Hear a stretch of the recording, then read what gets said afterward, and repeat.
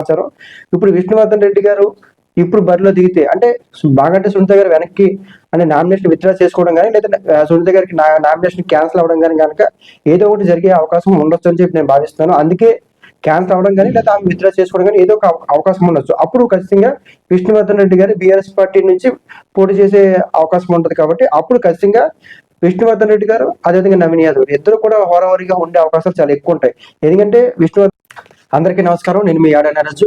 జూబ్లీహిల్స్ ఎన్నికల మీద ప్రధానంగా బీఆర్ఎస్ పార్టీ అదేవిధంగా కేసీఆర్ గారు చాలా పెద్ద ఎక్కువ ఫోకస్ పెట్టారని చెప్పుకోవచ్చు. ఎందుకంటే విష్ణువర్ధన్ రెడ్డి గారు ఏదైతే నామినేషన్ వేశారో నామినేషన్ ఈ యొక్క వ్యూహం వెనకాతలు కూడా కేసీఆర్ గారి డైరెక్షన్ తోటే విష్ణువర్ధన్ రెడ్డి గారు నామినేషన్ వేశారు. కాబట్టి ఖచ్చితంగా ఈ యొక్క ఏదైతే జూబ్లీహిల్స్ నియోజకవర్గం ప్రచారానికి కూడా కేసీఆర్ గారు వచ్చే అవకాశం ఉంది అనేది ఒక సమాచారం. బీఆర్ఎస్ పార్టీ సోషల్ మీడియా కూడా ప్రధానంగా త్వరలో కేసీఆర్ గారు వస్తారు, అన్ని రథాలు లేవైతే వాహనాలు ఇవన్నీ సిద్ధం చేశారు. కాబట్టి ఖచ్చితంగా జూబ్లీహిల్స్ నియోజకవర్గం ప్రచారానికి ఖచ్చితంగా బలంగా వచ్చే అవకాశం ఉంది అనేది ఒక బీఆర్ఎస్ పార్టీ యొక్క ఆలోచన విధానం. అయితే వస్తారా రారని మనకు తెలియదు, కానీ వస్తారా అనే ప్రచారం మాత్రం ఎక్కువ జరుగుతుంది.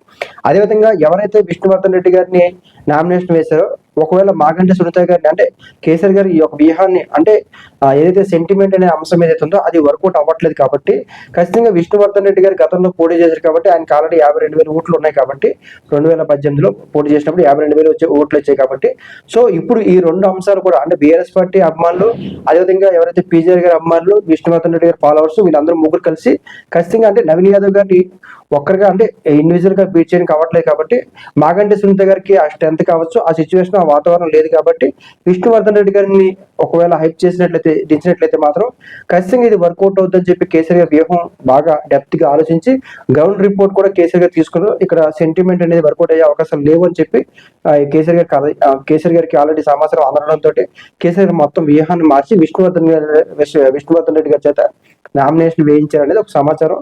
ఇప్పుడు విష్ణువర్ధన్ రెడ్డి గారు ఇప్పుడు బరిలో దిగితే అంటే మాగంటి సునీత గారు వెనక్కి అంటే నామినేషన్ విత్డ్రా చేసుకోవడం కానీ లేదా సునీత గారికి నామినేషన్ క్యాన్సిల్ అవ్వడం కానీ కనుక ఏదో ఒకటి జరిగే అవకాశం ఉండొచ్చు అని చెప్పి నేను భావిస్తున్నాను. అందుకే క్యాన్సిల్ అవ్వడం కానీ లేదా ఆమె విత్డ్రా చేసుకోవడం కానీ ఏదో ఒక అవకాశం ఉండొచ్చు. అప్పుడు ఖచ్చితంగా విష్ణువర్ధన్ రెడ్డి గారు బీఆర్ఎస్ పార్టీ నుంచి పోటీ చేసే అవకాశం ఉంటుంది. కాబట్టి అప్పుడు ఖచ్చితంగా విష్ణువర్ధన్ రెడ్డి గారు అదేవిధంగా నవీన్ యాదవ్ ఇద్దరు కూడా హోరాహోరీగా ఉండే అవకాశాలు చాలా ఎక్కువ ఉంటాయి.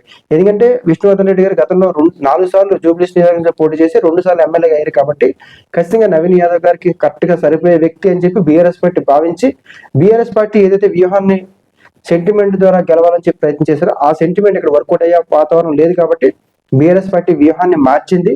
ఈ వ్యూహం ప్రకారంగా ఏ రకంగా ఉంటుంది, చివరి వరకు మాగంటి సునీత గారు ఉంటారా లేదా మాగంటి సునీత గారి నామినేషన్ క్యాన్సిల్ అవుతుందా అయితే మాగంటి సునీత గారే స్వయంగా విత్డ్రా చేసుకునే అవకాశం ఉందా? సో ఇవన్నీ కూడా ఏదైతే మనకి నామినేషన్ విత్డ్రా చివరి తేదీ ఉంటుంది కాబట్టి ఆ రోజు తెలిసే అవకాశం ఉంటుంది. కాబట్టి అప్పుడు వాతావరణం ఏ రకంగా ఉంటుంది, కేసీఆర్ గారు వస్తారా రారా ఏంటి, వస్తే ఏ రకంగా ఉంటుంది, విష్ణువర్ధన్ రెడ్డి గారు ఒకవేళ బీఆర్ఎస్ పార్టీ నుంచి నిలబడితే బీఆర్ఎస్ పార్టీ నుంచి విష్ణువర్ధన్ రెడ్డి గారు ఉన్నట్లయితే మాత్రం అప్పుడు నవీన్ యాదవ్ గారు విష్ణువర్ధన్ రెడ్డి గారి మధ్య ఏ రకంగా వాతావరణం ఉందని మీకు విశ్లేషణ చేసే ప్రయత్నం చేస్తాను. Thank you.